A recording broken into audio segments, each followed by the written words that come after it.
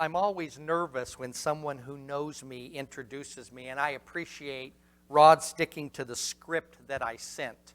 But I will say, in full disclosure, his son Steve is my very best friend, and I know some stuff about Rod that I shouldn't know. So I think he just decided we'll just keep it quiet. But we are very glad to be here. Tammy and I have had the opportunity to be with you on a couple of occasions. It seems as if every time I'm here, Gant is out of town. I don't know if that's by planning or Gant's just never here. So if it's by planning, I'll say some things at the end of the message tonight about Gant. David, be sure you get that all written down. If he's just never here, I'd like to make application for the job. This would be a great church to work with. But I want just a quick survey, two commercials, and then I'll get into the message that I prepared. Number one, have any of you ever been to the High Plains Children's Home? If you have, would you raise your hand? I see a lot of churches, especially in western Oklahoma, that have the collection cans of the High Plains Children's Home, and I found that very few have actually ever been there. Let me just tell you quickly, I have no direct association. I didn't grow up there. I didn't minister there. I don't even know very well those who are on staff there. But what I do know is it is one of the finest facilities I've ever seen. My wife Tammy and I will be on our way on Friday to the Red River Family Encampment in Red River, New Mexico, and they have a beautiful brick guest house. In fact, it's a large guest house. In Oklahoma City, you'd probably spend $250,000, $300,000 for this kind of a house. Beautiful kitchen, meeting area, and then 2 guest suites that they allow individuals to come and stay at for free. And so they actually have provided accommodations, but all of the houses on their campus, as far as the main children's home, are similar kinds of houses. Sometimes some of those facilities are underfunded, and they're doing the best that they can. High Plains has really done a good job, and then they have a separate for kind of some who have some limitations, some disability, but are self-sufficient. They can live alone, and they have their own little community there. So I'd just like to ask and suggest that even if you haven't thought much about those cans that are out on the table, drop something in there. I was starting to say some coins in there, but you can make a check, and it turns out no matter how big the check is, it still fits in the slot. I know they'll appreciate it, but seriously, I want to just say and commend them to you and hope that you'll take advantage of that opportunity. Number 2, Rod mentioned the True Church Ministry Conference that I direct in Oklahoma City. It is not a lectureship. It is an opportunity to equip saints for the work of service. We have more than 24 different speakers that are part of that program in all sorts of kinds of ministry. It's not just the preacher who studied about homelessness and wants to share what he's learned. It is individuals who are actually in that ministry. Some men and some women who actually are in ministry doing these things. And it's a great opportunity. It's not a bad drive into Oklahoma City. Actually, it will be at the Westside Church of Christ in Norman, August 20th and 21st. I'd like to invite you as my guest. And the reason I said as my guest is there is a fee to attend it. That's how we pay for, since it is not sponsored, quote unquote, by an individual church. But if you will register and use the code TRUVIP, simply TRUVIP, it'll give you a 100% discount. It'll be my way of showing my appreciation for being here and extending an invitation for you to come. I will send to Gant. I usually bring one. I forgot one. I'll send to him the information, and he can post up on your bulletin board, so you don't have to remember any of that except to register and attend. I think you and your family, basically teenagers on up, will benefit from the program, and you can go to our website and see more about that. That's end of our commercials for tonight. I guess you've seen the headlines. It was out just a couple of weeks ago in big, bold letters. United States government confirm there are UFOs. If you read the article, it said they have confirmed. They have given their official designation that government pilots have seen UFOs. In fact, it was so intriguing that a couple of weeks ago, I was part of a preacher training camp in Abilene, Texas, and one of the speakers is a two-star general. Two-star general is a big deal.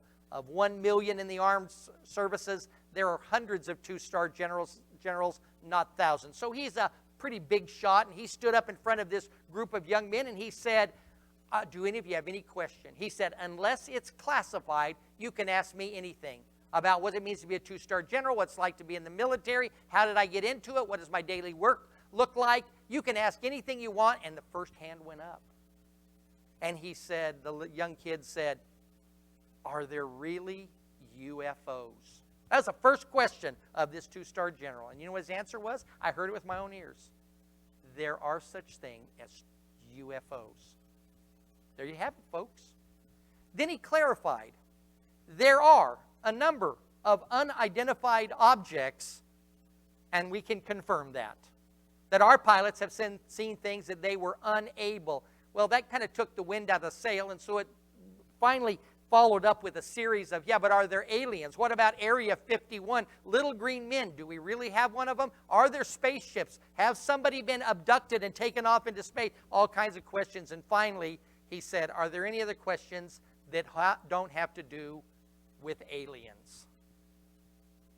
Because he says, as to whether or not there is extraterrestrial life, if aliens have visited this planet, if there is somewhere one of those flying saucers like we see in the 1950s movies with little green men with little teeny legs and giant heads, very impractical, but nevertheless that's always the way they're depicted.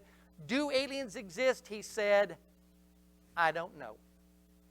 It was then I wanted to, but I reserved it. I wanted to stand up and said, there are such things as aliens, and I have seen them. Now, don't get me wrong. This is not some kind of close encounter of the third kind where I actually came in contact with one of those little green men, and they sucked me up into their spaceship and probed my brain and then dropped me off in the middle of a wheat field somewhere. But I'm talking about the aliens that are part of the subject that Gant has asked me to address to you tonight. So I want to invite you to turn your Bibles to 1 Peter chapter 2. That's at least where we're going to start tonight. But as you turn there, I want to ask you this question for your silent consideration. And that is, do you ever feel like you don't belong here? Do you ever feel like, maybe it's because of your age, that this is not the world that I used to live in? Or maybe it is that you're someone who says, this is not the way I remember it, or this is not the way that it's supposed to be. Have you ever felt like you don't belong here on this big blue marble spinning out in space? If you've ever had any of those feelings, let me put your feelings to rest right now. The reason that you don't feel like you belong here, simply put, is because you don't belong here. You don't belong here anymore. Now, in the beginning, God created man and woman in such a way with the intent of us belonging here. But Adam and Eve reached for something more than the everything they had, and they lost it all. And because of sin coming into the world, it marred, it destroyed, it defiled our world. And all of a sudden, things were no longer very good as God had depicted them. They were now just not right anymore. And for those of us who have become children of God through Jesus Christ, it is enhanced. It's even more noticeable that the world around us, no matter what generation you're from or what generation you live in, for the Christian just doesn't seem to be the world in which we belong in. And the reason why is because it's not the world that we belong in. So let's look at the text of 1 Peter. My wife corrected me when I said Paul earlier in the car, so she can correct me later and said you meant 1 Peter. And I said what I meant. I just was wrong when I said it, okay? But anyway, it is here that the Apostle Peter describes these so-called aliens. He says in chapter 2 and beginning in verse 11, Beloved, I urge you as aliens and strangers to abstain from fleshly lusts which wage war against the soul. Keep your behavior excellent amongst the Gentiles, so that in the thing in which they slander you as evildoers, they may, on account of your good deeds as they observe them, glorify God in the day of visitation. Submit yourself for the Lord's sake to every human institution, whether to a king as one in authority, and he goes on in verse 18 to speak about a similar submission of slaves to their masters, and then in the next chapter in verse 1, wives being subject to their husbands. That's kind of the three categories of submissiveness or subjection that he addresses. But for our purposes tonight, we're going to talk about this being an alien, being a stranger. You notice I didn't start tonight by saying, have any of you ever felt strange? Because for that, I would have turned to someone sitting next to you and said, did you ever think that the person sitting next to you was strange? They may have a better interpretation than you do, because for you, you probably feel normal.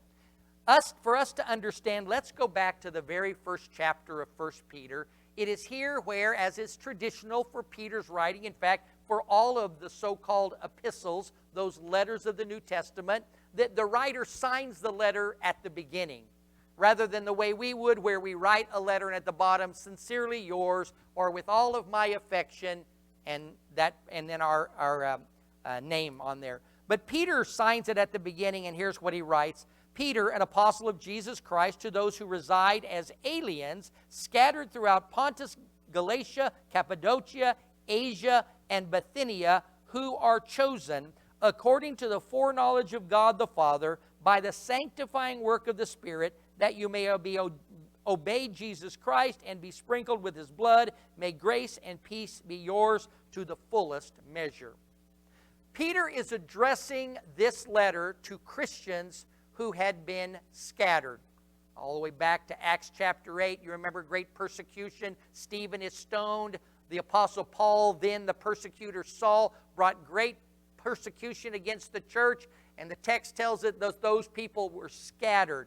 Many of them back to their homelands of origin. Some of them to just simply places of refuge. And they were scattered. And so this dispersion, this scattering, sent people away from their homes, but not just their geographical homes.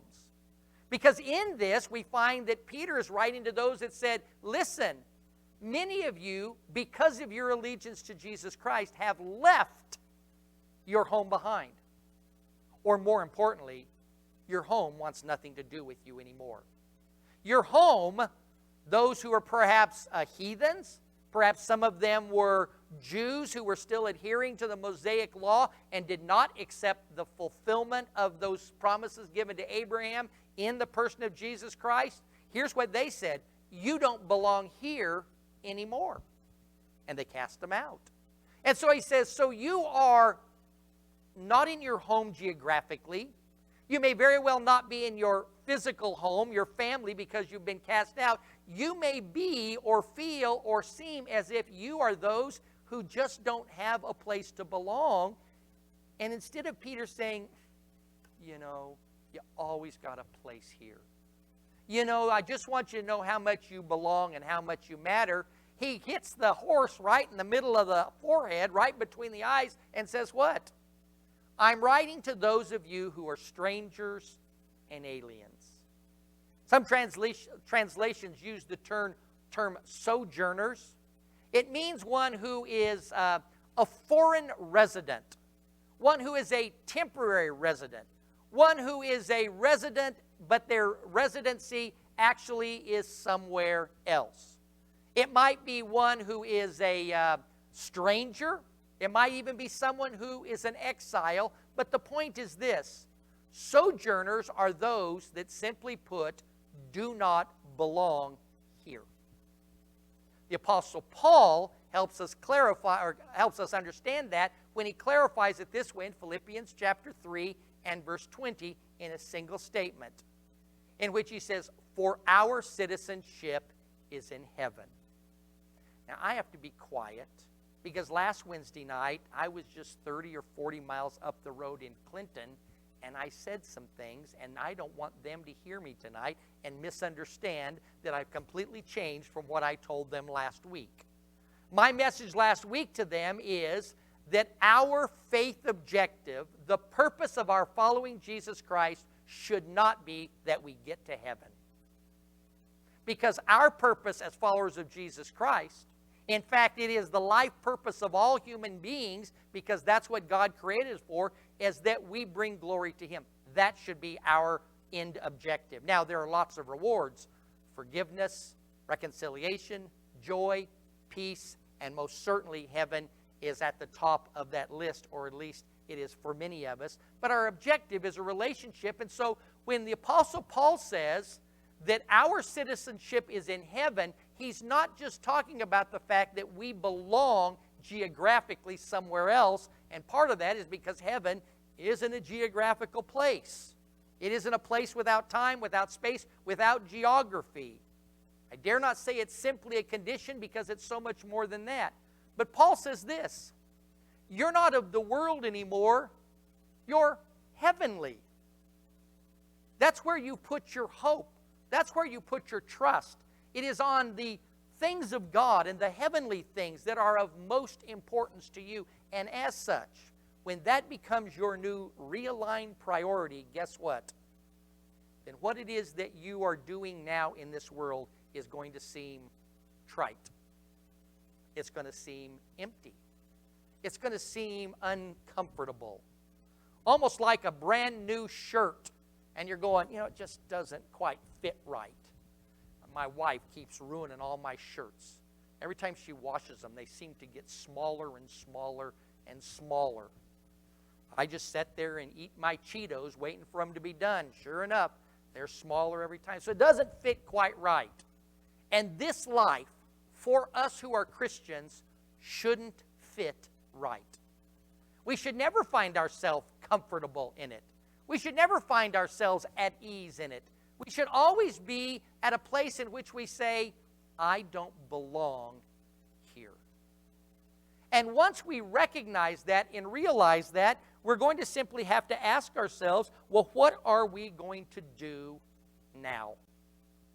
Peter gives us right off the bat, at the very beginning of this particular section of thought, he gives us 3 things that we need to do. I turn yourself back to verse 11 of 1 Peter chapter 2. The first thing that he says, I urge you as aliens and strangers to abstain from fleshly lusts which wage war against the soul.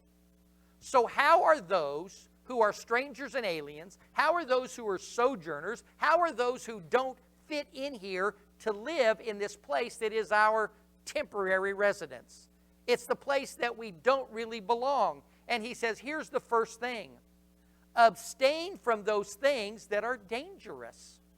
That is, to your spiritual well-being. The word or the phrase here doesn't just mean, moderation, take it easy, you might get hurt. He says, listen, these are things that you need to stay away from. Now, Jesus in John chapter 17 recognized that we weren't going to be out of this world, that we were going to still be in it, we were just not going to be of it. In fact, he says specifically, God, I'm not asking you to take them out of here, because we have a purpose and a reason for being here, that is to fulfill the mission of God in Jesus Christ in sharing the gospel.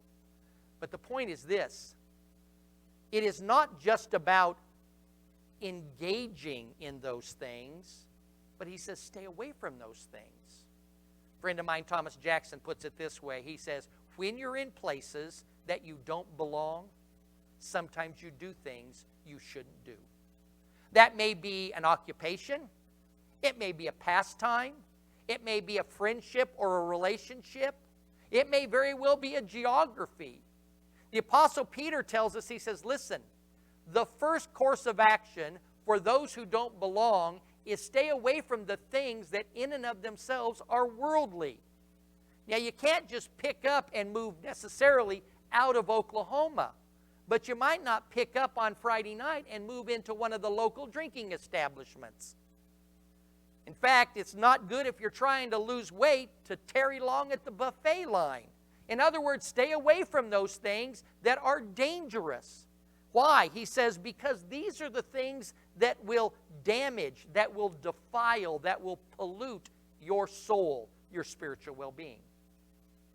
There's not a one of us in this room who has a kid that doesn't know about telling our children to stay away from a danger, right? Stay away from the edge of the pool if they cannot swim.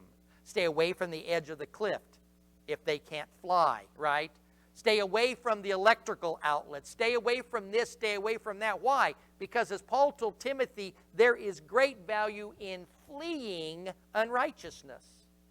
That's not a hard, that's not being mean. So many people look at their Christian faith and say, yeah, but I've got to give up, and I've got to give up, and I've got to give up. That's like somebody who's drinking a glass of poison, and they say, here's a glass of water, it's got a little poison in the bottom, and you really need to quit drinking it or it'll kill you. And you go, yeah, but I'm thirsty, right? I'm just going to drink the top part where the water is, right? I'm going to toy with it. I'm going to play with it. That's not about that. It's liberating. It says stay away from the dangerous things so that you can live. And spiritually speaking, that's what Peter says.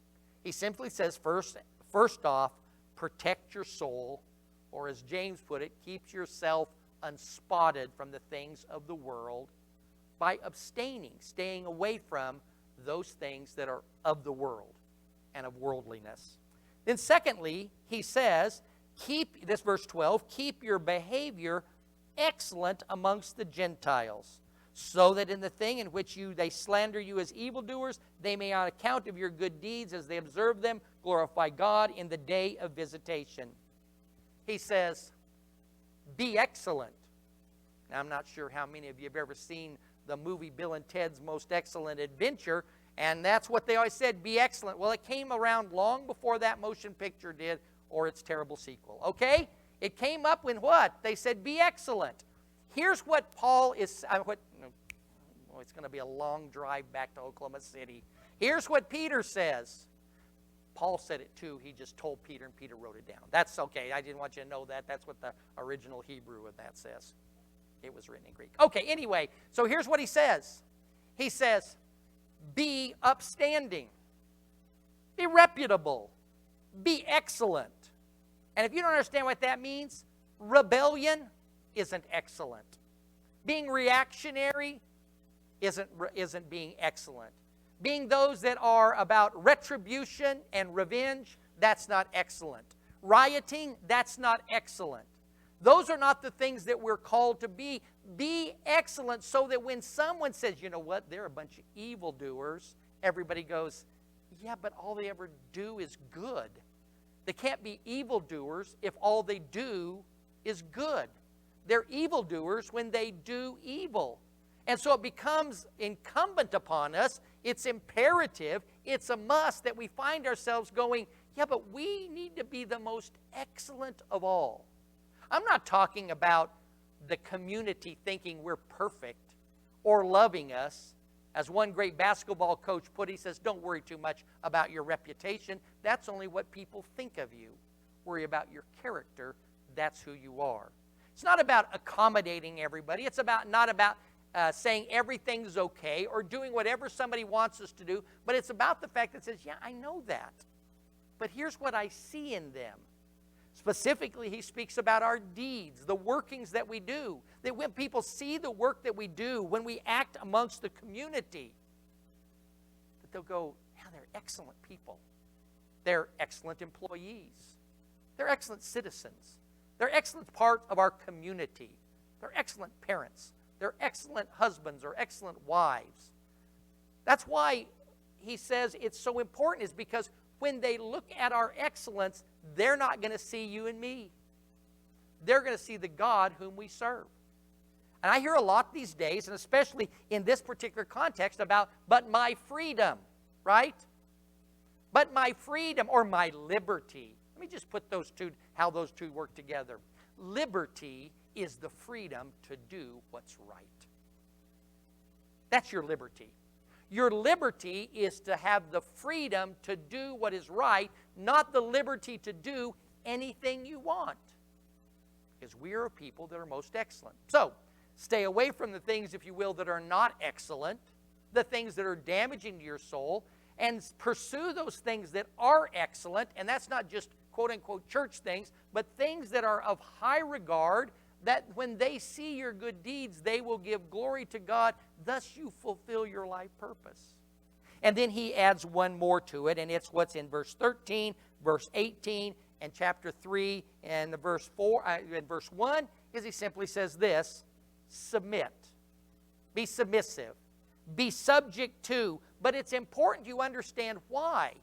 And the reason why is because in that you are being subject to the God who called you to be subject to them. Now, we don't like this in this current political climate. And by the way, you can look in history. We didn't like it in previous political climates. And if you look way in history, we didn't like it in previous political climates. We don't like when our politicians don't represent the people, and this is not a class on constitutional law or the by the people, for the people, we the people, you the people, all those kind of things. It's this: we submit to one. And the one says you may submit and need to submit to these many. When the Apostle Paul wrote in Romans, it doesn't take me long. When Apostle Paul writes to the Roman church in Romans chapter 13, he goes on with a greater detail about why those individuals and those institutions and that, if you will, administrations and governments are there. He said God has permitted those. In fact, the emphasis of the letter of the Romans says God has established them. He has put them there for the punishment of the wicked and for the praise of the righteousness. And that's when you throw up your arms and say, yeah, I know. But the current government, whenever generation that was in, is not concerned with doing what's right. But here's what happens. We take that to mean that if they do something wrong, then we don't have to submit to them in anything. That's not the thrust of Romans. That's not the thrust of 1 Peter. In fact, what they're saying is this. And by the way, let me remind you the context in which they spoke. They spoke in a context of a government that killed for sport. I mean, we may think that our sporting events are rough and tough and broken bones and lots of bleeding. It was nothing compared to killing people while everyone cheered them on.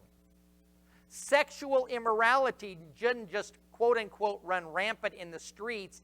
It was practiced by the leaders in the streets as political leaders would perform indecent acts with boys who were slapped and strapped to chains in the middle of the street. In fact, they had houses of worship, and that the worship involved practices of sexual immorality. That was the world in which they lived and in which they wrote, be submissive, submit yourselves to the governing institution. Now listen what Peter says with emphasis, for the Lord's sake. For the Lord's sake, but it is in verse 20 that we understand what that means. Listen carefully. For what credit is there if when you sin and are harshly treated? In other words, don't complain because you sped and got a ticket. You weren't being persecuted for the cause of Christ. When you violated the law and you were incarcerated, you weren't being persecuted for the cause of Christ. When you did something that was unlawful and you received a punishment, that's not the persecution. But what he said this, he says, what credit is it if you're treated that way for your wrongdoing? But what about when you do right and suffer for it and you patiently endure? Listen, it finds favor with God. So not only does our behavior amongst this perverse and wicked generation give glory to God, God gives us glory for being that way. Now, if you had to look through the things in your spiritual walk that were most important, I would guess that these three would find their way to the top of the list. Number one, that you would want to protect your soul from anything that was deadly. So Peter says, stay away, refrain from the things that are deadly. I would guess, secondly, you would go in my purpose as a response to God for his sacrifice in Jesus Christ would be that I want to give him glory in everything. He says, then keep your behavior excellent. Yeah, and I want God to look favorably on me.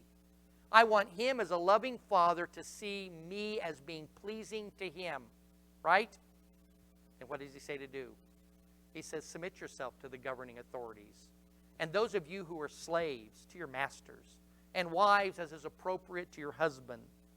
I'm not given to the translation, the Message, necessarily for its literal accuracy, but occasionally I find that it summarizes the text in a little more of a common language.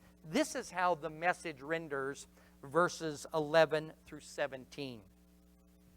See if it doesn't maybe summarize it for you. Friends, this world is not your home, so don't make yourself cozy in it. Don't indulge your ego at the expense of your soul. Live an exemplary life in your neighborhood so that your actions will refute their prejudices. Then they will be won over to God's side, and there will be more to celebrate when he arrives. Make the master proud of you by being good citizens. Respect the authorities, whatever their level. They are God's emissaries for keeping order. It is God's will that by doing good you might cure the ignorance of the fools who think you're a danger to society. Exercise your freedom by serving God, not by breaking the rules. Treat everyone you meet with dignity.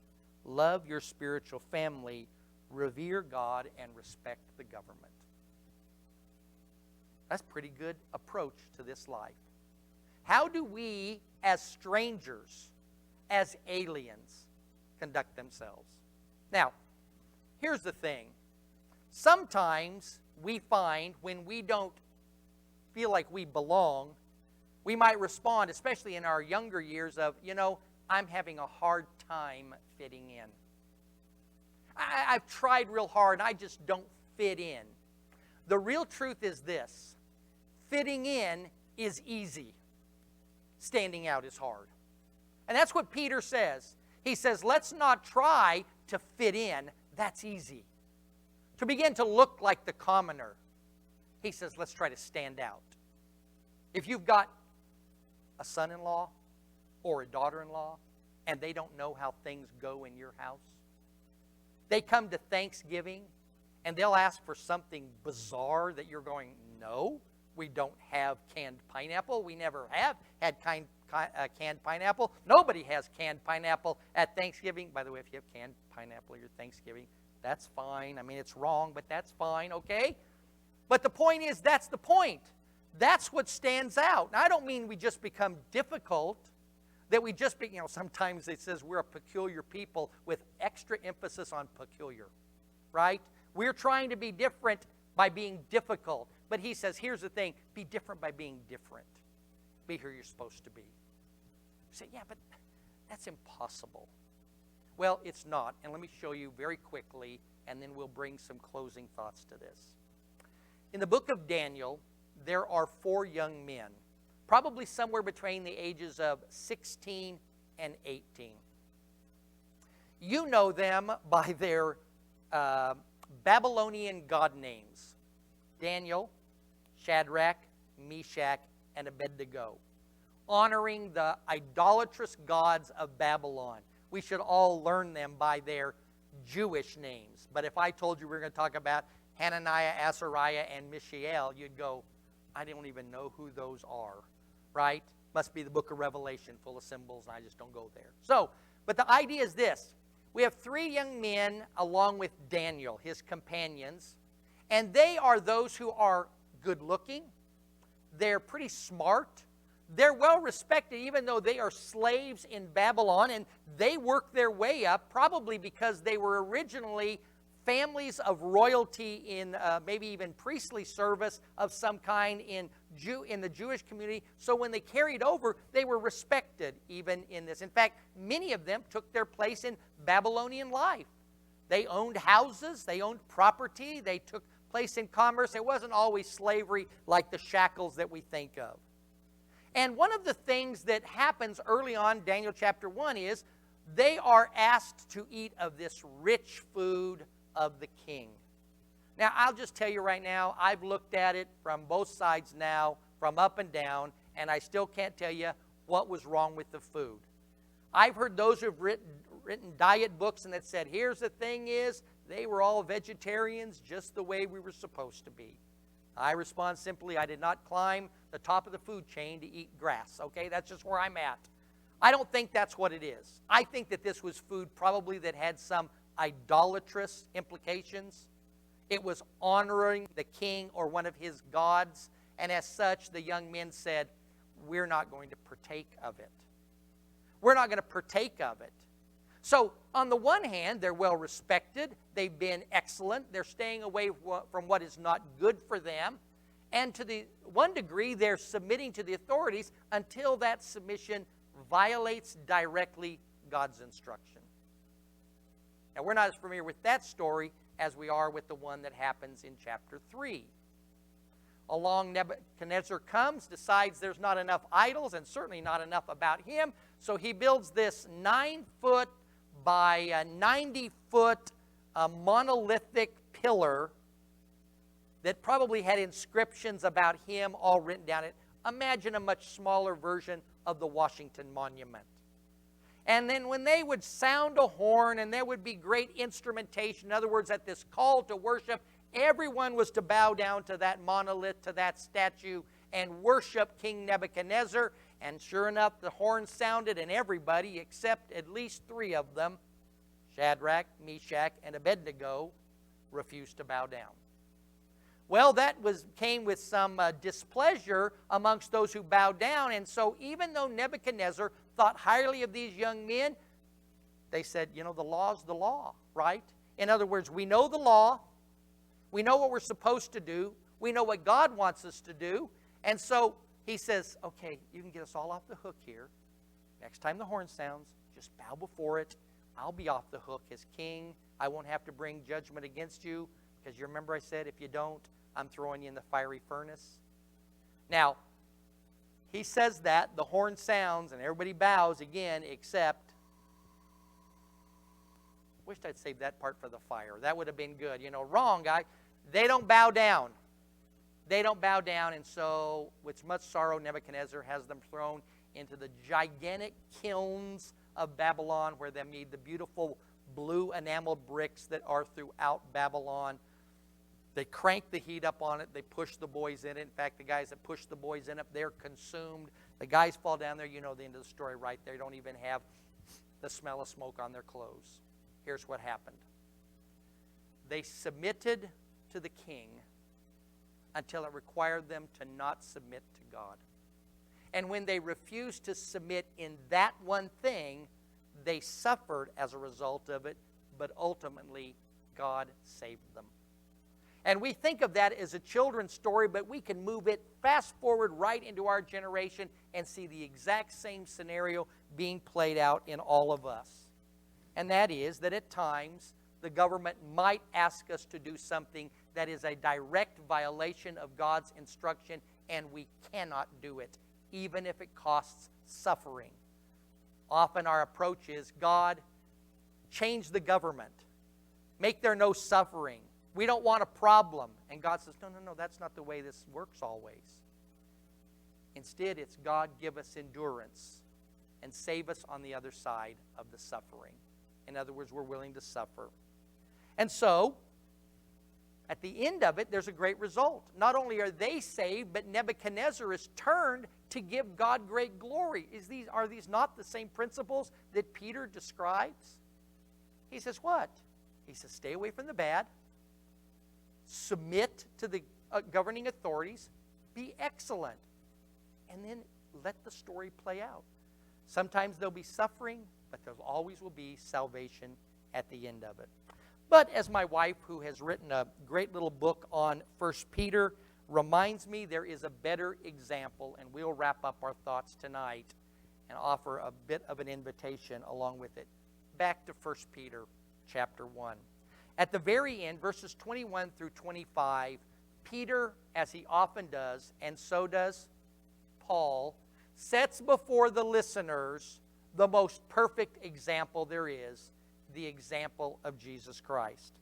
You have been called for this purpose, verse 21 reads, since Christ also suffered for you, leaving you an example to follow in his steps, though he who committed no sin, nor was any deceit found in his mouth, and while being reviled, he did not revile in return. While suffering, he uttered no threats, but kept entrusting himself to the one who judges righteously, and he himself in that act bore our sins in his body on the cross, that we might die to sin and to live to righteousness. For by his wounds we were healed, and you were continually before that straying like sheep, but now you have returned to the shepherd and the guardian of your souls.